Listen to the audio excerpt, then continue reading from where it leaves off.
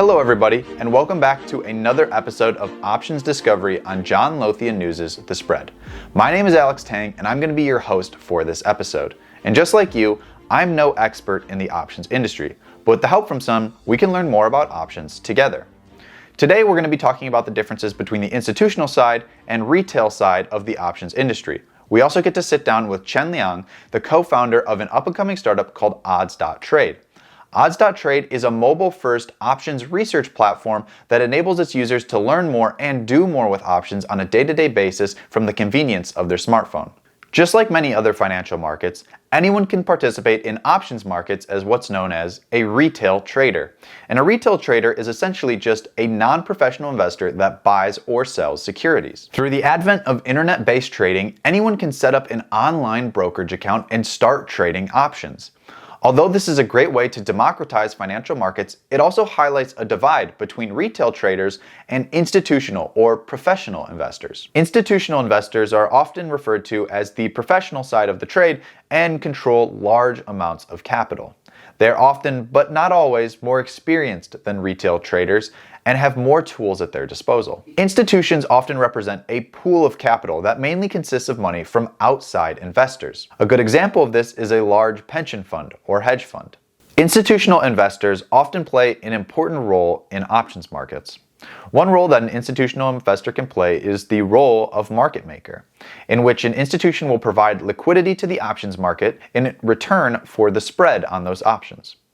And the spread is essentially just the difference between the bid and ask price on a traded asset or security. Over the past few years, more and more companies have lowered the barrier to entry for trading options. Apps like Robinhood allow traders to use options with just a few clicks and a premium membership. Often retail investors end up losing a lot of money due to their lack of understanding and experience with the products that they're trading. One of the biggest advantages that institutions have over retail investors, besides large amounts of capital, is the education and data resources they have at their disposal. Retail investors just don't have access to the same level of knowledge or resources in most cases. In options markets, many big institutions trade custom contracts outside of a traditional exchange.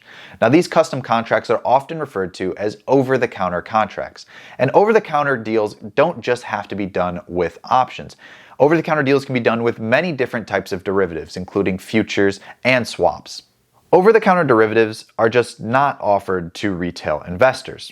They are, however, commonly used tools by institutions that require certain specifications for trades that just aren't offered by exchange-traded contracts. We will go over over-the-counter contracts in more detail in a later video, but the important thing to note is that they are a huge part of the institutional options trading world that retail investors rarely get to see.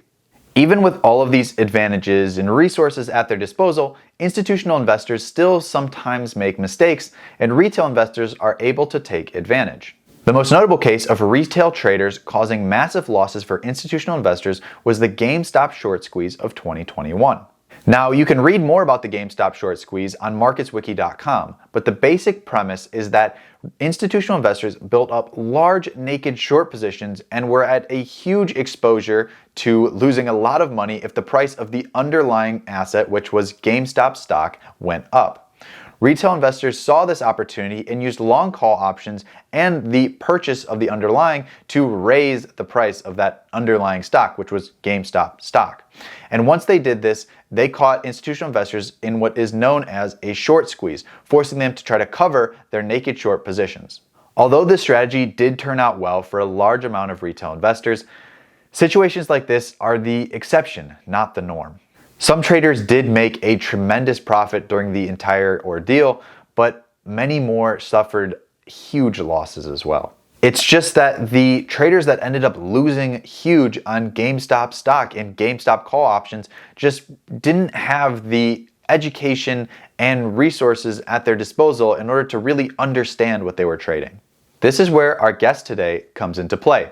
Chen Liang has a PhD in engineering from Vanderbilt University and is also a CFA Level 2 certified analyst. Chen and his co-founder Junji are working on a mobile-first platform to bring digestible and easy-to-understand options research into your pocket.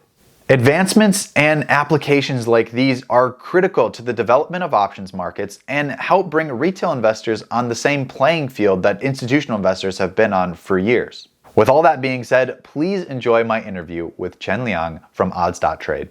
Welcome everybody to our interview with Chen here, the co-founder of Odds.Trade. I just kind of wanted to learn a little bit more. What is this company all about and why is it so important to the options industry? Me and my co-founder are building Odds.Trade for retail options traders and allow them to quickly generate and assess options trading ideas. My education background is in statistics and also work as a data scientist in the industry for 5 years. So what I'm good at is to take enormous amount of data, building data models and generating insights from that, and also deliver that insights in a plain language that my grandma can understand. My co-founder, he has more than 13 years of experience in the tech industry, leading a team to design and build mobile products for various of businesses.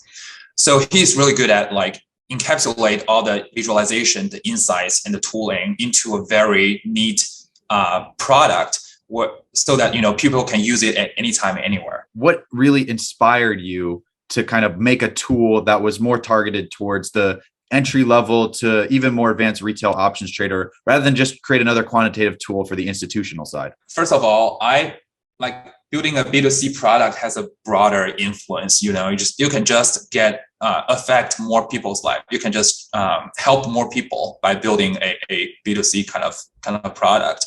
Like the growing number of retail traders actually doubled during the pandemic, and also that number is not changing, or it's just steadily growing in the last 2 years. It was actually my co-founder who pushed me to kind of generating content and put it on social media. I really started to talking about anything about investment, not only options, but also stocks, fundamentals. And I observed the tractions of the posts I made there. It turns out that, options tools get a lot of tractions. A lot of people ask me the questions of, what is it and how shall I use it in my trading? And that is the direct driver of how we end up building what we're building right now. In terms of the company right now, where are you and what is your future roadmap for this company? Currently, what we're offering are the visualizations. This including the price actions, the implied volatility, and also some earning analytics. What's different from us is we're also embed the education content right next to those concepts, so that for entry-level user who are not familiar with implied volatility or how to use implied move versus actual move in the earnings, they can just click in a button right next to the title to see a detailed description of what those concepts are and how to use them.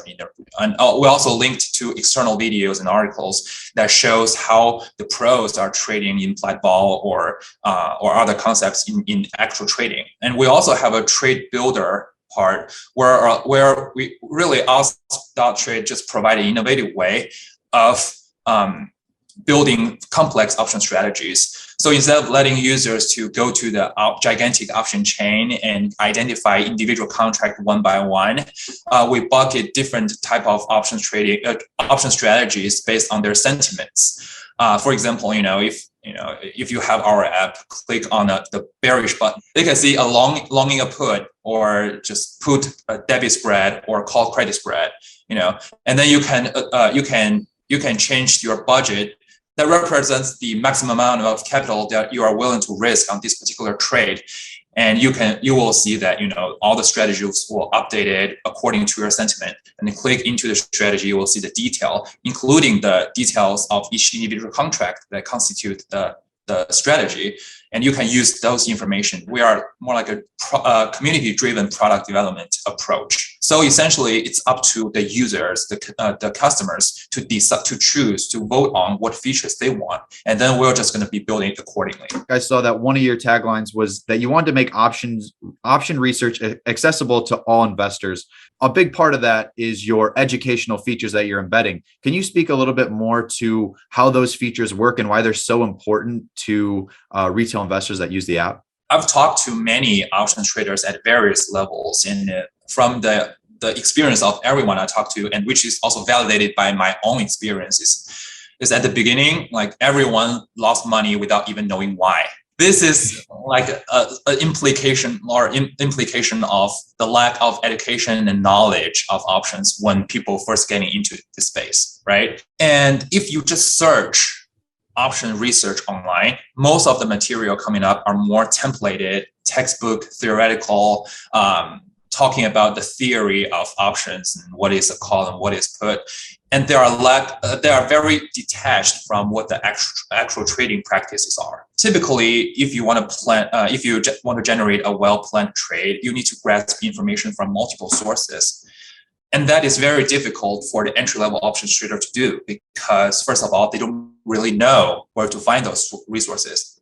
And second of all, like if you search existing tools, most of them are lack of the education and instruction to help users ease into understanding how to use their information. So that is the gap that's there, right? Make it extra challenging for the entry-level options traders to learn about options well, and then let alone like generating a very thought of trade. And that's where we come in to change it. You talked earlier about how you had a mobile first strategy for developing this app. And my curiosity was behind why create a tool designed around mobile devices first. What's the importance of, shrinking this down to that mobile format and designing the UI around that? 40% of the orders, option orders, are actually executed on mobile device. That's just a fact. More and more people, especially the millennials, the Gen Zs, they are using their mobile apps for trading purposes. That's why we want to build a mobile first application to reduce that friction of jumping between apps and when you are when you're doing research versus the actual trading. Now we are a research application, but essentially we're going to be integrated with the most popular brokers, so that to create this frictionless and seamless experience from research, from idea generation to the actual trading. I have lots of friends who have a 9-to-5 job, doesn't have a lot of time to stare at the monitor and execute day trading. They need an easy way to kind of look at the market or get notified when things happen and then quickly trade. Every week we choose a new topic for the show. This week, the topic was all about, retail versus institutional investments and some of the innovations like Odds.Trade that have been happening in the industry to kind of either even the playing field or just make some distinction between the two. What is a topic that you'd recommend that the show should cover in one of our next episodes? From my perspective, we're engaging with a lot of retail options traders, and retails, they are requiring more and more educational contents and research material. They have also the hunger for actionable insights. And given the current market environment, right, there are the inflation and then the potential recession and the bearish market. I would like to know, or I would like to see more professionals talking about how they are leveraging options to cope with the current market. Yeah, that's a great topic. And how you can use options to navigate a downward market is a good topic to go over. Lastly, before we close out this interview, I would just like to see where can we find Odds.Trade when it releases? Is it on the App Store, Google Play Store? Where is it going to be released? We're currently beta testing, and it's in iOS. And we're going to be officially launching the Apple App Store in a few days. But now, if you want to have a first take of our product, you can just go to www.odds.trade and sign up and to be our beta user. Perfect. I think everyone will appreciate that. Go check out the app if you want to be a beta tester. Chen, I want to thank you for coming on the show. It's been a pleasure talking to you, and hopefully we can catch up at some point later on. Thank you for having me. Thank you for watching this video, and hopefully you got a little bit out of the interview and learned a little bit about the differences between retail and institutional investors. I hope you enjoyed it, and I'll see you in the next one. Bye. If you're hungry for more options content, make sure to subscribe to the JLN YouTube channel and check out our social media accounts. Be sure to check out our website, johnlothiannews.com, Markets Wiki, and the John Lothian newsletter for more content.